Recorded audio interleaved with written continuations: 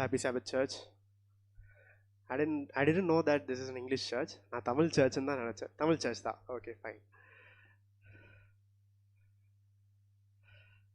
I have to thank God. ஒரு டெஸ்டிமோனியோட இந்த feature talk start பண்ணணும்னு நினைக்கிறேன். Last 2-3 weeks I have to travel long distance. Like இங்கேருந்து குஜராத் போக வேண்டியது இருந்துச்சு ஒரு யூத் மீட்டிங்கு. Then I came back. I was tested positive for typhoid. Through this whole journey for last 3 weeks God ரொம்ப ஹெல்ப்ஃபுல்லாக இருந்தாங்க. ரொம்ப ஹீலிங் காட், ஹவு பவர்ஃபுல் காடுன்னு காமிச்சாங்க. Still I am sick, but காடோட ஹெல்பிங் ஹேண்ட் என் கூட இருக்குது. லாஸ்ட் நைட் ட்ராவல் பண்ணி பெங்களூர் வரதுக்கு ஹெல்ப் பண்ணாங்க. ஆல்மோஸ்ட் ஒரு 10 hours ட்ராவல் பண்ணுறதுக்கும் ட்ரைவ் பண்ணுறதுக்கும் காட் ஹெல்ப் பண்ணாங்க. I thank God for this wonderful opportunity to share a message with you all. ஒரு இன்சிடென்ட் சொல்லி ஆரம்பிக்கணும்னு நினைக்கிறேன். பைபிளில் ஃபர்ஸ்ட் மிராக்கிள் எல்லாருக்கும் தெரியும். சொல்ல முடியுமா யாராவது டக்குன்னு? கானா ஊர் கல்யாணம், கரெக்டா? சரி, லாஸ்ட் மிராக்கிள் சொல்ல முடியுமா? சொல்லுங்க.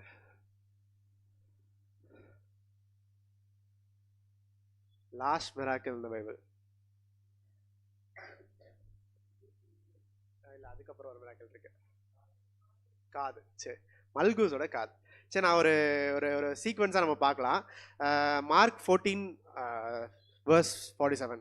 Mark chapter 14 verse 47. மார்க் 14ஆம் அதிகாரம் 47ஆவது வசனம். யாராவது வாசிக்கலாமா?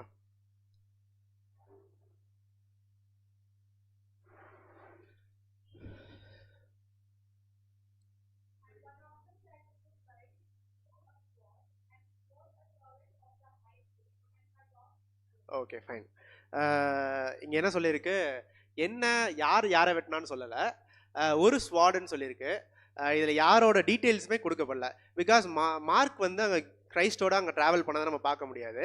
ஏன்னா மார்க் யார் சொல்கிறது கேட்டு எழுதுறாருன்னா மேத்யூ சொல்கிறது கேட்டு தான் அவங்க ரைட் பண்ணுறாங்க. ஸோ மேத்யூ எடுத்து பார்த்தேன். மேத்யூ 26:51 வாசிக்கலாமா? மத்தேயு 26ஆவது அதிகாரம் 51ஆவது வசனம்.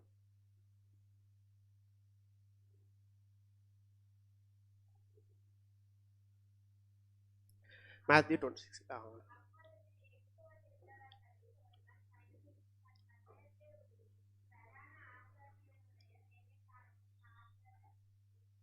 சரி, இங்கே வந்து என்ன சொல்லியிருக்குன்னா கிரைஸ்டோட கூட இருந்த ஆள்னு ஒரு மென்ஷன் பண்ணியிருக்காங்க. கிரைஸ்டோட கூட இருந்த ஒரு ஆள்னு இன்னும் கொஞ்சம் க்ளோஸரான ஒரு இதுக்கு வருது. ஆனால் மேத்யூ கூட இருந்து இந்த இன்சிடென்ட்டை பார்த்துருக்காரு. ஆனால் மேத்யூ யாருன்னு சொல்லலை. நெக்ஸ்ட் ஜான் எடுக்கலாமா? ஜான் 18:10.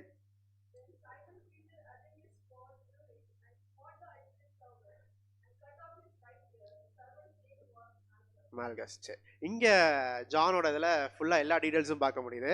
பீட்டர், சீமோன் பேதுரு தன்னிடத்துல அந்த பட்டயத்தை உருவி பிரதான ஆசாரனுடைய வலது காதரை வெட்டினான். சரி, வலது காதுனா ரைட் இயரை வெட்டினாரு.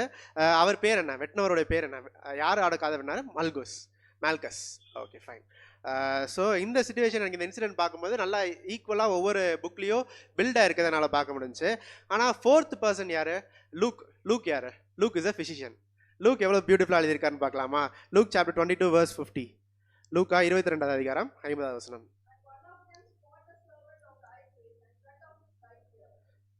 51.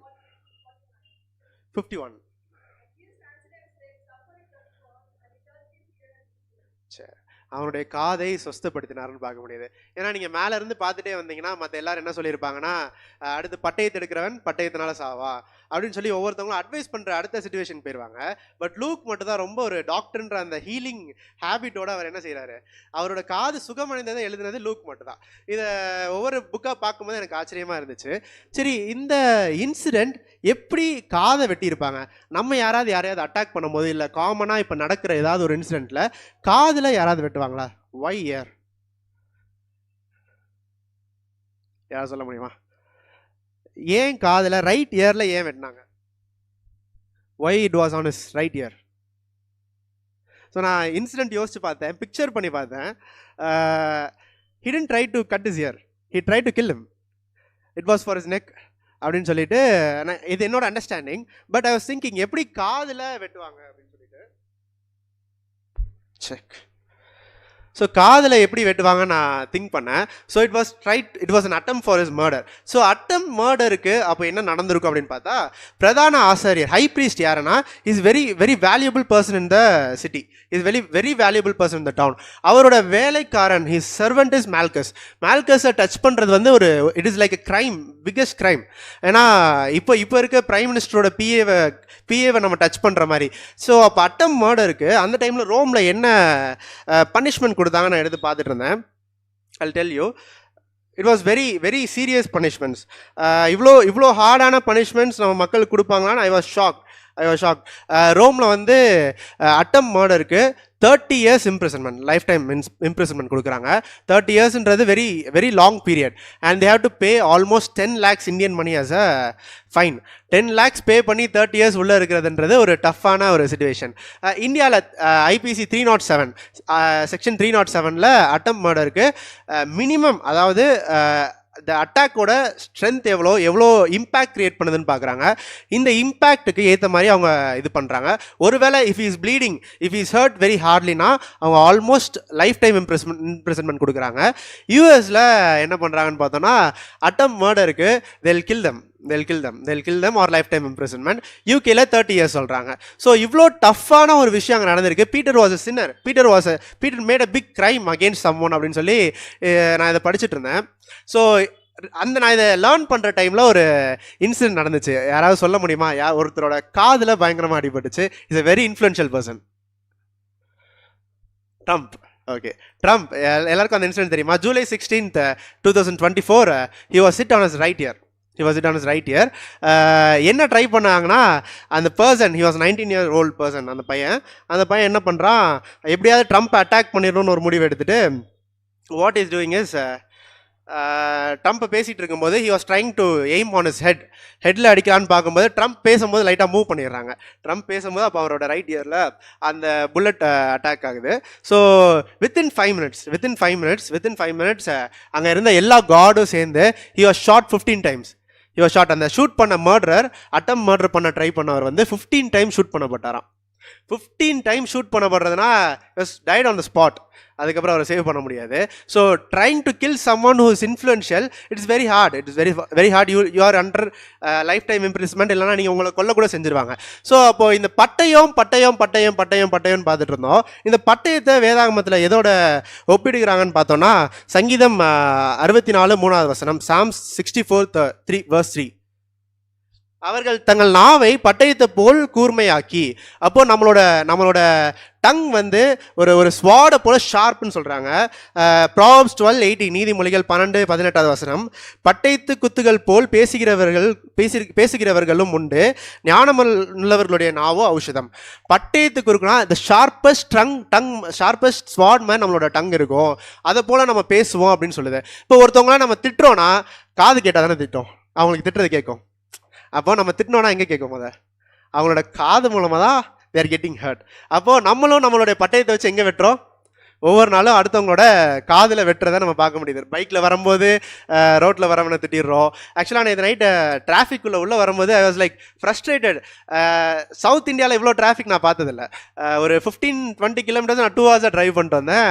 ஐ ஃப்ரஸ்ட்ரேட்டட். மனசுக்குள்ளே திட்டணும்னு தான் இருக்குது. அந்த எல்லா கேரக்டரும் எல்லா ஸ்வாடையும் எடுத்து வெளியே நீட்டிடணும் அப்படின்னு தோணுது. So if we are hurting someone we have to look back. இப்போ இந்த இன்சிடெண்ட்டை நான் திரும்ப உங்களுக்கு சொல்லணும்னு நினைக்கிறேன். பீட்டர் அண்ட் மால்கஸோட இன்சிடென்ட். பேதுரு பட்டயத்தை வச்சு வெட்டினோன்னே பேதுரு என்ன பண்ணியிருக்கணும்? பேதுரு எதுவும் வேணும்னே செஞ்சாரா? பேதுரு ஏன் வெட்டினாரு யாருக்கா தெரியுமா? he touched Jesus. மால்கஸ் என்ன பண்ணுறாரு, ஜீசஸ் இப்படி பிடிச்சி இப்படி கூட்டிகிட்டு போயிடலாம் அப்படின்னு பார்க்குறாங்க. they were trying to arrest Jesus.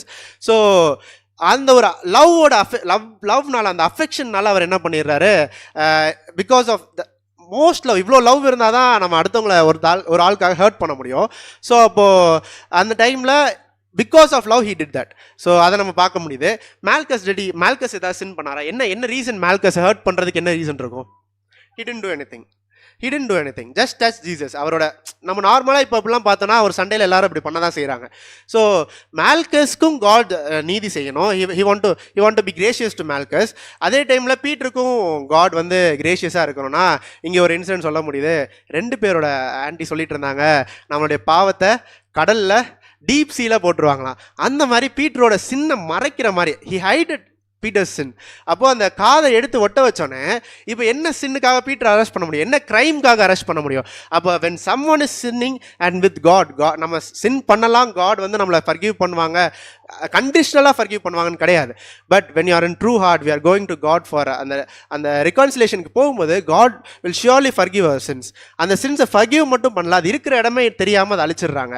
அதே டைமில் when someone is hurt, ஒருவேளை நம்ம லைஃப்பில் மால்கஸோட ஸ்பாட்டில் இருக்கலாம், ஒருவேளை நம்ம வந்து பீட்டரோட ஸ்பாட்டில் இருக்கலாம். மால்கஸோட லைஃப்பில் மால்கஸ்க்கு என்ன பண்ணுறாங்க, அந்த காதை வெட்டினா எப்படி இருந்திருக்கும், எவ்வளோ ப்ளீட் ஆகிருக்கும், மயக்கம் போட்டு விழுந்திருப்பாங்க. நான் எடுத்து ஆக்சுவலாக கூகுளில் நான் மெடிக்கல் ஃபீல்டில் தான் இருக்கேன். ஸோ இந்த இயரை திரும்ப அட்டாச் பண்ணுறது எவ்வளோ டஃப்னு சொல்லிட்டு என்னோட டாக்டர்கிட்ட கேட்டேன். அப்போது அவர் ரொம்ப டெக்னிக்கலாக ரொம்ப டஃப்பாக எக்ஸ்பிளைன் பண்ணார், எங்கள் ஹாஸ்பிட்டலில் இருக்க ஒரு டாக்டர். ஸோ இஎன்டி டாக்டர்கிட்ட அவர்கிட்ட சொன்னேன். அப்போ இது சர்ஜன். எனக்கு ஒரு 45 மினிட்ஸ் அவர் பேசினார், எனக்கு எதுவுமே ஞாபகம் இல்லை.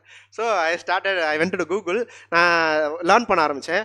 Auditory nerve and cranial nerve, இந்த 2 நர்வை கனெக்ட் பண்ணுறது it is very very tough, very small tiny nerves. இதெல்லாம் இதை மைக்ரோ சர்ஜரி பண்ணணும்னா it should be treated under ஒரு மைக்ரோஸ்கோப் மாதிரி ஒரு சின்ன கேமரா இருக்கும்.